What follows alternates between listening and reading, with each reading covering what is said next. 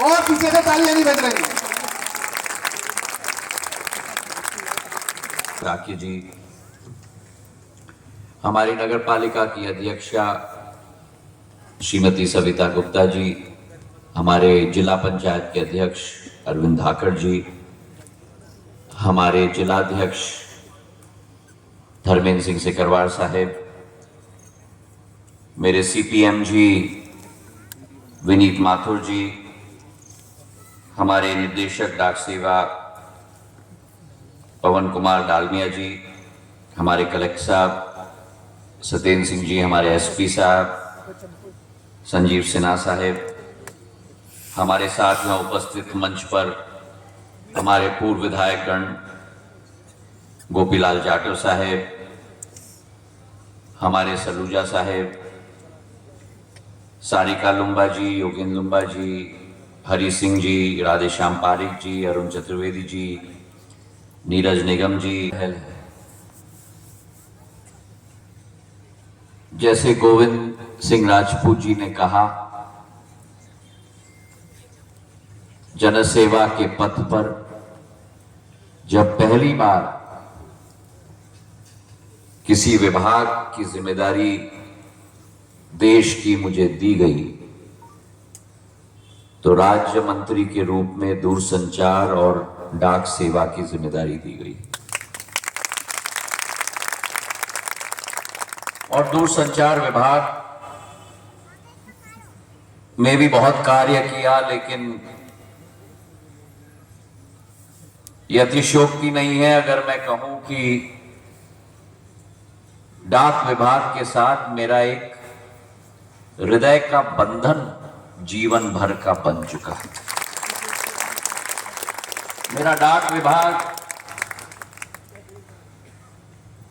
एक बहुत सुंदर विभाग है जिसकी कल्पना या समझ मंत्री बनने के पहले मेरे पास भी नहीं थी। डाक विभाग के इतिहास पे भी गोविंद सिंह राजपूत जी ने अपने जीवन के उदाहरण से बहुत उल्लेख किया और मेरे जीवन में भी ऐसे कई उदाहरण रहे हैं। सबसे महत्वपूर्ण, जिस युग में मेरा जन्म हुआ उस जमाने में इतनी ज्यादा टेक्नोलॉजी नहीं होती थी जो आज। अभी अरविंद जी मुझसे पूछ रहे थे एआई का इस्तेमाल हो सकता है कि नहीं।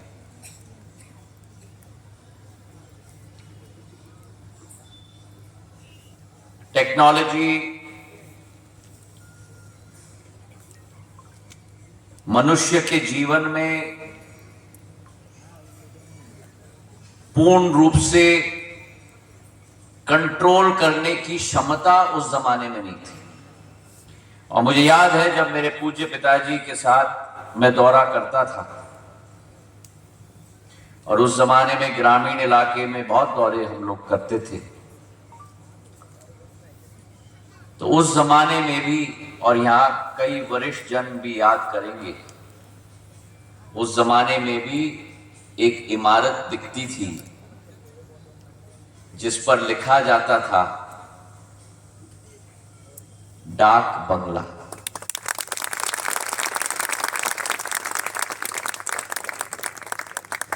ये नाम भारत के इतिहास और भारत के अस्तित्व के साथ जुड़ा हुआ है। अभी विनीत माथुर जी कह रहे थे 170 साल पुरानी ये सेवा है। और आप सोचो डाकिया कितनी कठिनाइयों का सामना करता था। आपकी दिल की भावना इनके दिल तक पहुंचाने के, उसके बदन का एक एक पसीने का बूंद टपकता था आपकी भावना को एक व्यक्ति से दूसरे व्यक्ति तक पहुंचाने की। कोई साइकिल के ऊपर सवार, कोई घुड़सवार, उस सैडल में साइड में बड़ी पॉकेट होती थी जिसके अंदर डाक रखे जाते थे दोनों साइड, और पूरे दिन घोड़े को चाबुक लगाते लगाते लगाते भागता रहता था वो एक डाक बंगला से दूसरे डाक बंगले तक। रात को सोता था, अगले दिन सुबह 6 बजे फिर घोड़े के ऊपर सवार होकर घूमता था। देश में कई ऐसे इलाके उत्तर पूर्वी क्षेत्र में, उत्तराखंड में, हिमाचल में, जम्मू कश्मीर में, जहां पहाड़ों के ऊपर चढ़ के मेरा डाकिया आपकी भावना आपके घरवाली तक पहुंचाने का काम करता है। सरहद पर मेरा जो जवान देश की रक्षा के लिए तैनात है, उसकी घरवाली की चिट्ठी वहां तक पहुंचाने के लिए अगर कोई कार्य करता था तो मेरा डाक सेवक, ग्रामीण डाक सेवक कार्य करता था। तो मशहूर बॉर्डर का फिल्म याद है ना, चिट्ठी आई है चिट्ठी आई है। और वो वातावरण जो अभी गोविंद राजपूत जी कह रहे थे, मैं जब स्कूल में था, मैं बोर्डिंग स्कूल में था 6 साल, 1983 से 88 तक। उस जमाने में डब्बे नहीं थे, इंटरनेट, ईमेल नहीं था। बड़े महाराज और पूर्व राजमाता साहब मुझे हाथ से चिट्ठियां लिखते थे। हम रोज कैंटीन में जब जाते थे खाने के लिए, हम चिट्ठी के लिए इंतजार करते थे।